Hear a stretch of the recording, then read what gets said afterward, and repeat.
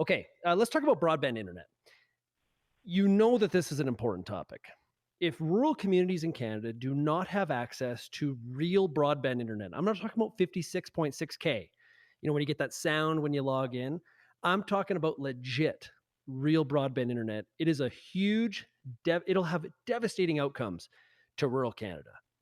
In order for us to be competitive long term, we need access. And our next guest has written an opinion piece in the Globe and Mail that, quite frankly, is I read it a couple times and I was disturbed what I heard because things are going in the opposite direction. Joining us right now is Rita Trichur. She is an editor with the Globe and Mail. Rita, how's it going? Great. How are you? I'm doing fantastic. So break it down here for us. What is happening? Because my understanding was that telecoms, this was kind of like a right for everybody to have access to broadband internet, and it's going the other direction. Okay, so this is what's going on. Last month, the CRTC, the Federal Telecom Regulator, put out a decision saying that they were going to cut the rates that the big telecom and cable companies could charge new players for leasing space on their internet networks. Now, what these smaller players do is they lease the space, they pay a fee, and then they resell it to consumers at a lower price. And it's this idea that we are going to create competition for internet services with these newer players because it costs too much, quite frankly, when you have a big country like Canada and with such a small population, to expect newer entrants in the market to build networks from scratch. So once this decision came down, the telecom regulator not only said it was cutting the prices that the big telecom companies could charge, it made the price changes retroactive to 2016. And after that decision came out, a number of companies led by BCE, which is Bell Canada Enterprises, put out statements saying that they were going to review their network expansion plans and their capital investments for internet expansion going forward because they would have to make these retroactive payments to some of the smaller players. And BCE in particular was very pointed about how this was going to affect rural expansion.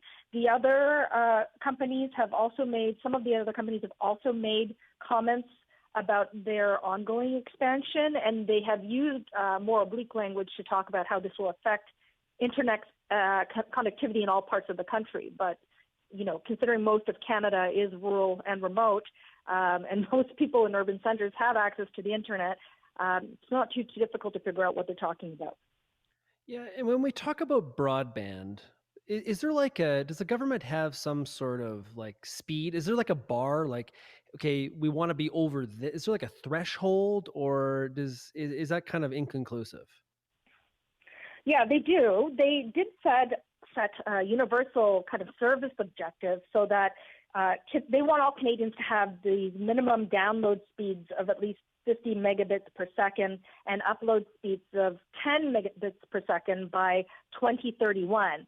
Now, here's the problem with that. Most people living in big urban centers like Toronto, we already have much faster speeds and unlimited data packets. And so with speeds like that minimum service objective, you can have 2 or 3 people in your house using the internet at the same time, maybe somebody streaming videos, maybe somebody using the internet, doing homework, that sort of thing. But the more devices you add to such a package, the slower the internet becomes. And, there is a question about whether unlimited packages will be made available. Because currently there are no, those types of packages don't exist in large swaths of the country, especially the big territories, like the 3 territories. What's the attitude currently in Ottawa in terms of making these major infrastructure telecom companies abide so that there is an opportunity for broadband access for even people living in rural communities? Well, the Liberal minister in charge of the industry file, Navdeep Bains, has made very pointed comments expressing his disappointment in the reaction of the telecom companies to the CRTC's decision. He has suggested that the companies are holding rural Canadians hostage.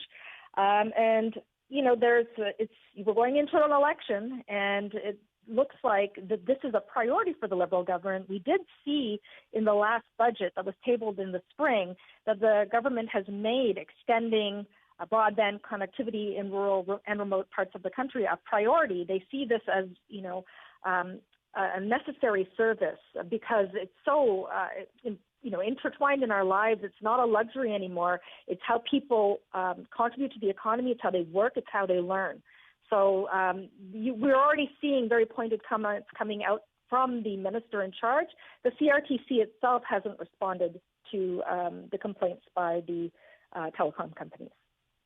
Yeah, we talk a lot on this show about precision agriculture and technology, and all of those tools are great and they sound awesome.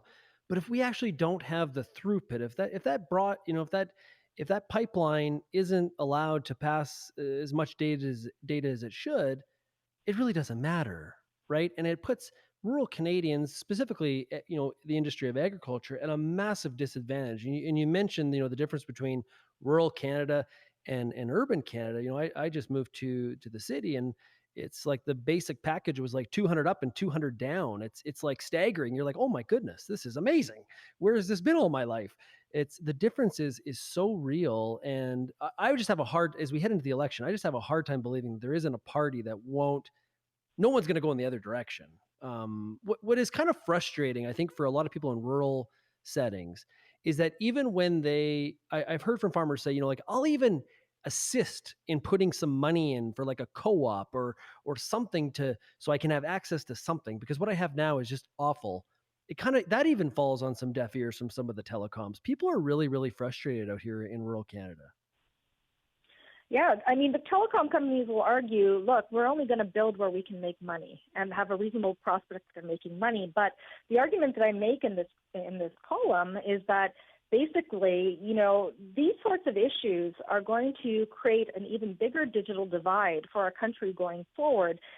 You talked about advances in agriculture. We talk about the Internet of Things, and when it comes to anything from having people who have cows, milking cows that are connected to computerized systems. Imagine if there is a latency problem. Imagine if there is a cost overruns for unlimited, for usage of data for companies. Whether we're talking about agriculture or other industries that take place in remote parts of the country, rural parts of the country, such as mining and some of the extraction industries. This is a very real issue. And, Canada is a country that makes money from natural resources. That's at the very heart of our economy. So you would hope that this would become something that people could get behind. I think this is a bit of a fragile time in the relationship between the telecoms, the CRTC, and the Canadian government. You can't. I go to the Globe and Mail every morning to read what's going on in the news, and Huawei is always in there. This is some trouble. If you add that, and plus what's going on here with some of the internet services, there's some interesting times in this relationship. Is that fair? That is fair. The CRTC is going to be, weighing some pretty major decisions over the next little while. They are looking at the issue of financing of cell phone plans and whether there are changes or new rules that need to be introduced in that area. They're looking at whether a similar model to this wholesaling of internet service should also be allowed to exist in the cell phone market, whether, Canada should allow resellers to come in to provide cheaper cell phone plans. It's currently not prohibited in Canada at this point, and there are a few examples of it, but it's certainly not as prevalent as exists in other parts of the world, such as the United States and Europe, where prices have come down. I'm editorializing here. What they're going to do. Okay, good. I'm editorializing here, but if you don't think you're getting ripped off in Canada on your cell phone plan, go to the US and buy a cell phone and see what their packages are in comparison to ours. And the differences are absolutely astronomically staggering. Hey, Rita, great piece. Thank you very much for joining us. It is called Telecom Companies Are Slashing Broadband Internet in Rural Communities and Canadians Should Be Furious. Rita, thanks a lot. I really appreciate it. You're welcome. Thanks for having me.